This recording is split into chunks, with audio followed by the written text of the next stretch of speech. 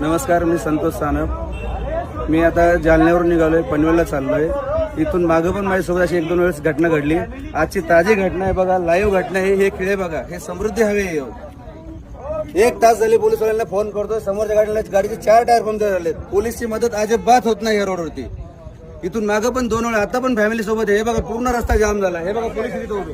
अजिबात आता आलेत पोलीस. हे खेळ दाखव, सगळे दाखव खेळ. पूर्ण खेळांजवळ उभे. इकडे घे, इकडे.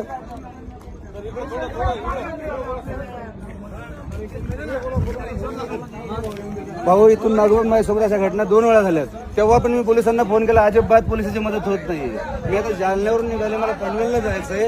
हा बघा रस्त्यामध्ये हजारो खेळ ठोके, एवढे खेळ ठोकासवर चाललंय काय? अर्धा रस्ता बंद करून जर चोर खेळ ठोकतात, पोलीस करतात काय? रोडवाले कॉन्ट्रॅक्ट करतोय काय? काय सुविधा आहे रोडला? कशाला हा रोड बनलाय? हा समृद्धी एका लोकांचा जीव घ्या रोड बनलाय, तेच समजत नाही. व्हिडिओ व्हायरल करा हे आणि हे दाखवा ह्या पोलिसवाल्यांना. अजिबात पोलिसची मदत होत नाही ह्या रोडला.